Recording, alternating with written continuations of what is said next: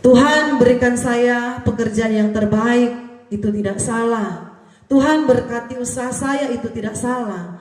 Tetapi saudaraku, ketika kita mau mempraktekkan firman Tuhan, apa yang Alkitab suruh untuk kita minta, berarti itu sangat berguna bagi kehidupan kita. Kalau saudara perhatikan di ayat yang kelima, tetapi apabila di antara kamu ada yang kekurangan hikmat, hendaklah ia memintakannya kepada Allah yang memberikan kepada semua orang dengan murah hati. Jadi di sini Alkitab suruh kepada saya, kepada saudara, minta yang namanya hikmat. Saudaraku, orang kalau dia kaya sekalipun, kaya raya sekalipun, pegang uang miliaran sekalipun, kalau tidak ada hikmat dari Tuhan, 1 minggu, 1 bulan, uang miliaran itu bisa habis. Amin. Karena apa? Karena tidak ada hikmat yang diberikan Tuhan dalam kehidupannya. Saudaraku, kita di hari-hari ini membutuhkan hikmat Tuhan. Hikmat mengatur waktu, hikmat mengatur keuangan, hikmat mengatur berkat yang Tuhan berikan kepada kita. Banyak hal kalau berbicara hikmat Tuhan itu luas sekali. Hikmat Tuhan itu tidak terselami. Hikmat Tuhan itu dahsyat sekali. Dan kita di hari-hari ini membutuhkan hikmat Tuhan. Saudaraku, tanpa hikmat Tuhan, tanpa pertolongan Tuhan, kita bisa akan gagal melewati perjalanan hidup yang kita jalani.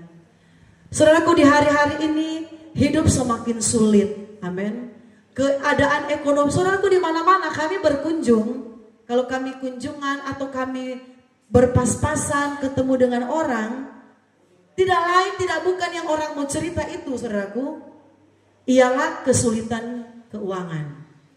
Beberapa hari lalu kami ke kunjungan, ada satu keluarga. Kami kunjungan, kami cuma ngobrol biasa. Tapi saudaraku, tiba-tiba orang yang kami kunjungi itu, dia langsung sambung, aduh ibu sekarang sulit ya, begini, aduh susah. Mereka usaha saudaraku di depan jalan di Koya, kami kunjungi ke Koya. Karena mereka sudah lama tidak ibadah, jadi kami kunjungi. Aduh susah, sekarang ini mau kumpul modal setengah mati, begini. Jadi saudaraku, ujung-ujungnya yang dia cerita tentang kesusahan keuangan. Memang saudaraku, berapa hari lalu juga kami ketemu orang ini. Aduh, di Jayapura begini. Rata-rata saudaraku, walaupun kami tidak mengarahkan pembicaraan tentang keuangan, rata-rata orang bicara itu. Jadi ternyata memang keadaan di hari-hari ini, keadaan yang semakin sulit dalam hal ekonomi. Dan bukan cuma dalam hal ekonomi, banyak semakin sulit.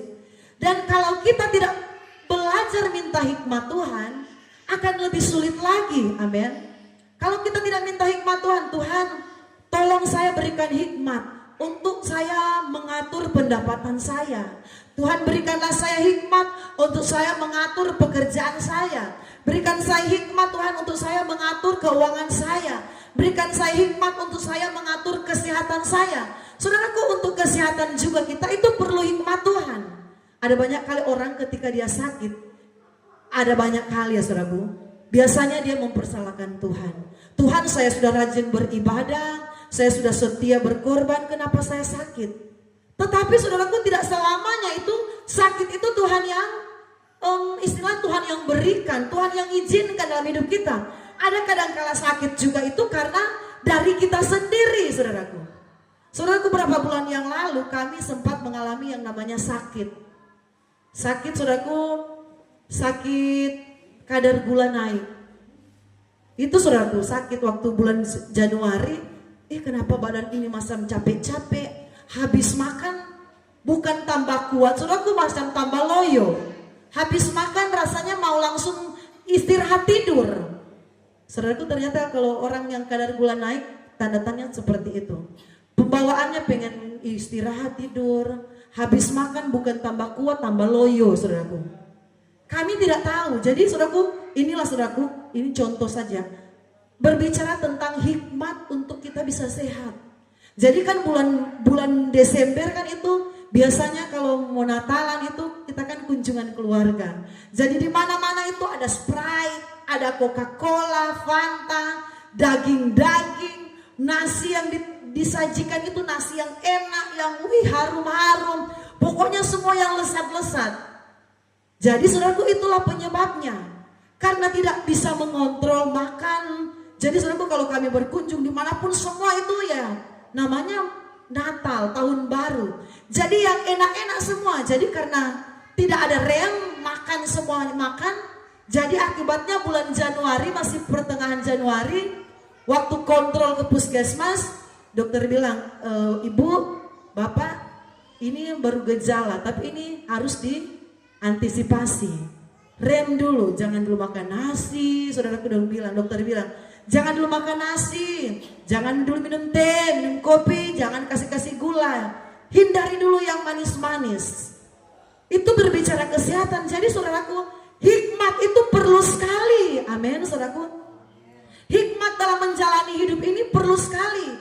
Dan hikmat itu tidak bisa kita dapati dengan kepintaran kita sendiri. Hikmat itu tidak akan kita peroleh dengan kepandaian kita manusia. Hikmat itu kita akan peroleh dari Tuhan. Karena Alkitab yang berkata di ayat 5, tetapi apabila di antara kamu ada yang kekurangan hikmat, hendaklah ia memintakannya kepada Allah yang memberikannya kepada semua orang dengan murah hati dan tidak membangkit-bangkit. Jadi saudaraku, Tuhan mau kita ini belajar minta hikmat Tuhan.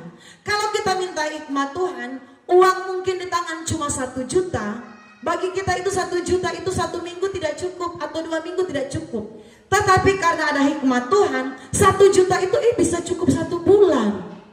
Karena apa? Hikmat Tuhan yang Tuhan taruh dalam hidup kita untuk kita atur belanja begini. Hikmat itu perlu. Saudara ingat Raja Salomo ketika dia berdoa kepada Tuhan, dia tidak minta umur panjang, dia tidak minta kekayaan, dia tidak minta supaya dia melimpah-limpah, dia tidak minta supaya dia makmur, dia sejahtera, segala macam yang berbicara tentang kehidupan yang enak. Tetapi apa yang Tuhan berikan? Ketika dia minta hikmat, Tuhan kasih hikmat, Tuhan kasih kepintaran, Tuhan kasih pengertian. Dan ketika Tuhan sudah kasih hikmat, pengertian, pengetahuan yang luar biasa, baru Tuhan sertai dengan kekayaan, kemuliaan, kehormatan, dan segala sesuatu yang luar biasa. Karena hikmat itu harus menjadi dasar dulu. Kalau orang percaya ada hikmat, dia tidak akan salah langkah, tidak akan salah jalan. Kalau kita ada hikmat Tuhan, kita tahu membedakan, oh hari Minggu itu harinya Tuhan, itu hikmat Tuhan. Hari Minggu itu saya tidak boleh pakai untuk urusan saya sendiri. Saya harus utamakan Tuhan dulu, seperti perkataan WL tadi. Utamakan Tuhan dulu, senangkan Tuhan dulu, muliakan Tuhan dulu, baru Tuhan akan menolong dan memberkati segala pekerjaan kita. Saudaraku, di hari-hari ini hari-hari yang semakin sulit. Kami pun saudaraku merasakan hal itu. Jadi saudaraku, dalam ini berbicara dalam hal kebutuhan sehari-hari ya.